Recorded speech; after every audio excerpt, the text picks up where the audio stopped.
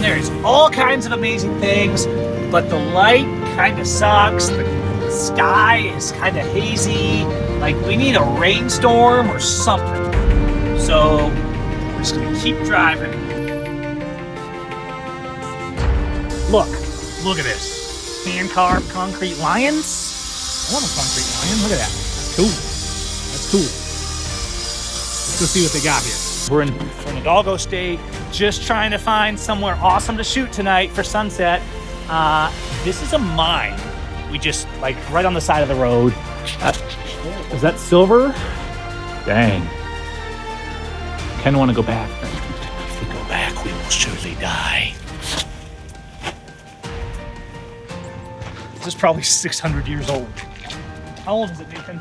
I have no idea. It's old. I don't know. The water probably still flows through here in the spring. It looks native. But it is sometimes like everything's hazy and you're like, what are we gonna do? But as the sun's coming down, it's gonna peek through those clouds. We're gonna try and check this out. Really cool area down here in Central Mexico. Let's throw the drone up, take a peek at what's up there, and just kind of get the lay of the land and see what we can come up with. This ancient dam here is amazing. Okay, so it's been kind of hazy all day. I'm watching as the sun's coming here. I'm just kind of looking for, as it's peeking out from these high clouds that we had today, what are we gonna get sweeping across? You know, how are we gonna be in terms of values? We wanna pull out that contrast, kind of feeling it out at this stage is what I'll typically do. I'll go wide angle, I'll go short. I mean, we've got these Hogarth lines coming through here in the different sections of the dam. It's beautiful and it's old and it's got so much character. What's interesting, you know, we find something gorgeous and beautiful and then we have to start asking ourselves, okay, what do we do with it to make it something special? How can it be more than just a neat tourist attraction?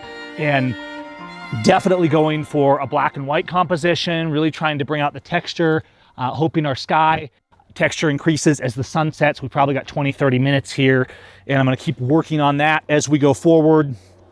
If you're in a place and you're saying, man, this place is amazing, what do I do with it? Do not rush it. Stop, walk around, try and get there early enough so you can do that, and take the time to know what you're in for. Take the time to walk around. In fact, I'm gonna go up.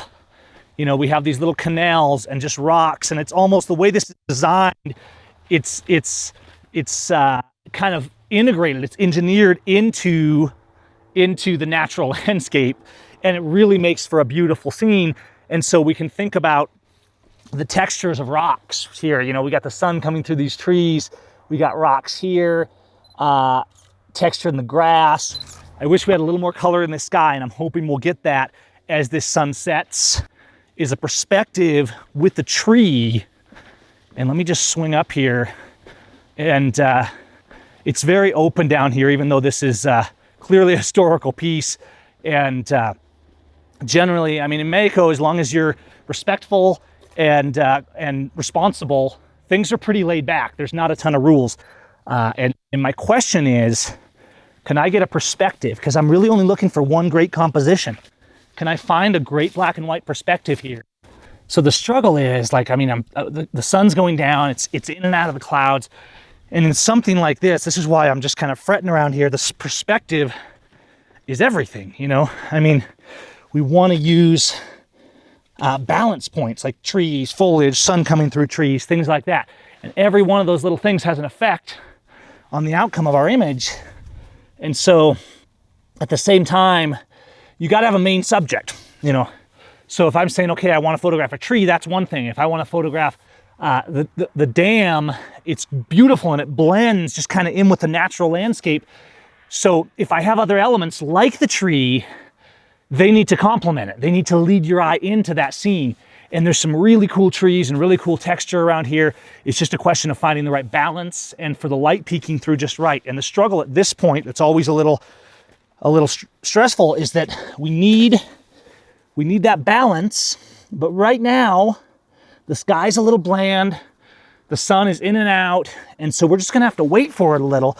But as I'm doing that, I'm moving constantly. I'm trying to change angles and perspectives and see, you know, where should I be to get the right combination of rock texture and tree and all the surrounding elements.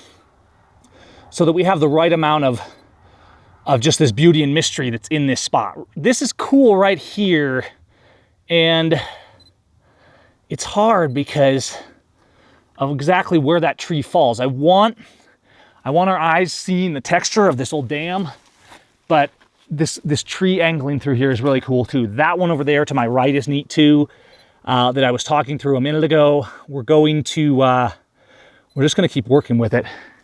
And I'm just watching my sunlight. What it does with these clouds over here is critical. And so as these clouds move, they're kind of covering it up. And I'm hoping that that sun is gonna burn through enough that we can get some rays of light coming across. If not, we chalk it up for experience. That's the way it works. Sure, I mean, we can get some cool photos here, but we need sunlight. And I'm just watching the ring of that sun in those clouds over there. Hand me that camera. You can kind of see what I mean. Look, see what I'm looking at for that light? That's what I need, is that sun to open up right there. When you have a lot of texture like this, it's really important that you balance out the highlights and shadows with the texture. This is a common mistake in black and white, is that too much gray, it may look good to the eye, but when it gets in black and white, there's no distinction between the tones, and there's nothing that really separates it. So what I'm gonna do here is I'm just gonna start running some test shots on a couple of my potential compositions coming out. So while I'm waiting in this interim, as I'm waiting for things to happen, I will start to examine some of the shots, make sure things are sharp, edge to edge, and that everything's looking clean, that there's a detail I want there, and thinking about the micro positioning. So, you know, moving over a foot just to get the bushes right where I want them in relation to the tree. What's cool is we kind of got this redstone up here as the light's hitting it. Then we have the ancient architecture over here, and then these rocks kind of sweeping into the foreground. And so it's a really neat scene. The question is, can we find the right balance to make it really look amazing? Okay, so I'm at 60th at f11, ISO 400 at the moment, and my stone is in the zone 4 to 5 range, which is putting my sky in the, sky is pretty bright still. Sky's up to the 7 or 8. Now that sky's gonna darken. The sun is just a struggle today. It's kind of popping out, but there's so much cloud filter over here that it's really making it hard. So we can do this perspective coming this way, and I'm also thinking about a perspective into the sun. The problem is going to be getting this dynamic range because there's so much here, there's going to be so much shadow in relationship to the sun, even though the view is beautiful. And then I'm gonna go over here and try to find kind of a composition B looking toward the sun, because particularly in a black and white, if you can get like the sun filtering through a tree or maybe a cactus here, if we can get something like that, it could be really beautiful where we get the right combination. Right here we have these cactus, which is pretty cool. This might be it. This might be it, guys. We rolling, Nathan? Okay. Ow, ow, ow. We've got to move quick before we lose it. I want to be, okay, yeah. I've got the cactus here. It keeps snagging me, so I'm having to try to take my time here. Okay. And the stone of the dam is in the zone 4 to 5. We got the sun over there looking pretty good. I'm just gonna check my histogram, kind of see what I'm feeling here. We're a little hot. I'm running at f13. I'm gonna stop down. I don't wanna lose my highlights, so I'm gonna run at f13, and I'm gonna stop down, or rather slow down, not shutter speed, to, oh, let's go 80th. There we go.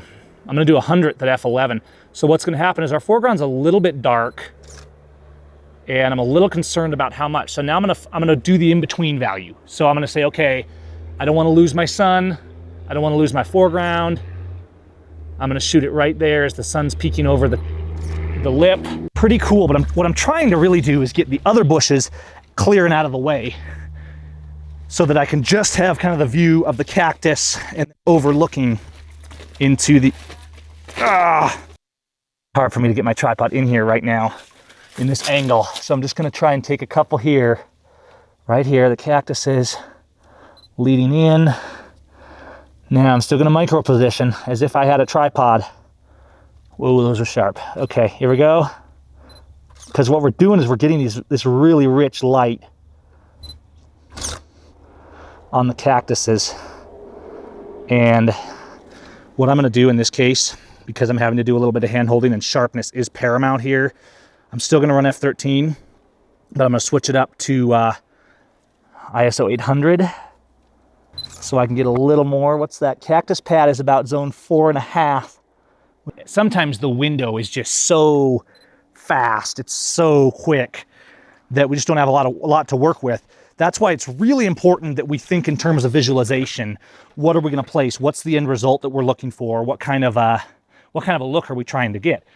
We may come back. You could shoot in a lot of different perspectives here. One of the first things I noticed is we came in, and from the road, it was like, oh, there's just this old dam. But you come in and you realize that there's a whole structure here. There's kind of aqueducts, and there's the dam, and there's all this stuff that's been here for a long, long time. And then you have all the foliage growing around it. And so that's when you really got to think about perspective. And I think the number one mistake is twofold. So maybe it's the number 1 and 2 mistake. Is you come in and you say, oh, this is cool, and you just go snap, right? And you get a nice photo, but it's not much, because even though it's an amazing place or thing or object or person or whatever, there's no planning.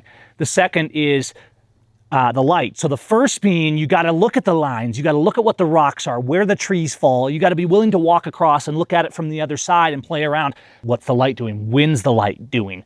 When's it going to come through those trees? And that's how we make it and really make it sing. One of the things I did today is I thought about my visualization from start to finish. I was looking for a black and white. Not that color would be bad here, but there's so much potential for texture and light here. This would be amazing at sunrise because the sun would sweep this way.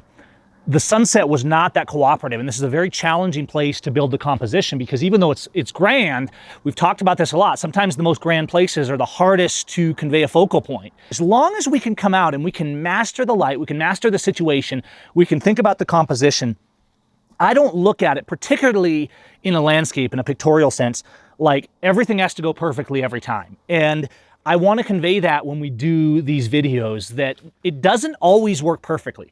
Had I been out here doing a portrait, let's say, I mean, a bride on these would be amazing, right? It would be awesome. We would make it work, but it's a different situation, because in that case, if the light wasn't quite right, we'd move the bride, or we'd put a strobe and illuminate the bride and just have this kind of fading in the background. This would be an amazing spot to do portraits. So we're back to that. You either take what you have, you make the light, or you wait for it / come back another time. It's either going to get us something amazing, even if we thought we might not be able to do it, or B, it's going to make us better at our craft. And that's really what it's all about, is raising the bar on our craft. And we got to see this beautiful place today. It's really something. There's a wall of water up above this dam. I don't know how many hundreds of years this has stood here, but it sure is a testament to good construction and good craft. And good craft, just like in the building of this dam, good craft is what makes us masters. You know, this didn't come out as good as I wanted it to. The visualization, you know, I wanted this grand scene with the dam and the light filtering through the trees, and just the kind of the spirit of the place, the ancient feel, and just the natural, how nature's kind of taken over and this place blends into nature. It doesn't quite convey that, but we did everything we could. We really explored, we took our time on the compositions, we thought about the light, we thought about what was going on, and we used the light to its best effect, even in a different location. Every time we do this, every time we deal with this struggle, and instead of just bagging it, we fight it, right? There's a time to say, no, I'm coming back in 2 hours. But there's also a time to say, what light do I have here that I can make something amazing with right now? And pushing ourselves to do that. And when we do, we win, regardless of whether the image ends up hanging in our gallery.